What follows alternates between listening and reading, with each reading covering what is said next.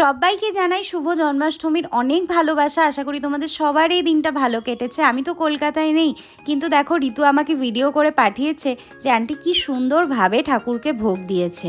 আর আজকে আন্টিদের নতুন সিংহাসনেরও উদ্বোধন হয়েছে, যেটা দেখে তো চোখ জুড়িয়ে যাচ্ছে। আমিও এখানে ছোট করে ওই আয়োজন করেছি, একটু বাবা মাকে ফুল মিষ্টি দিয়েছি আর ঠাকুরকে, ব্যাস।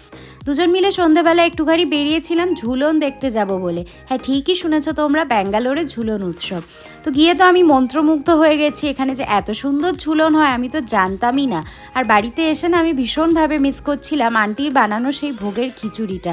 বিশ্বাস করো, নন্দ উৎসবের দিন আমরা বিকেলবেলা অবধি ওয়েট করতাম যে কখন আন্টির খিচুড়ি রান্না হবে, আন্টি ভোগ দেবে আর তারপর আমাদেরকে ভোগের প্রসাদ খেতে দেবে।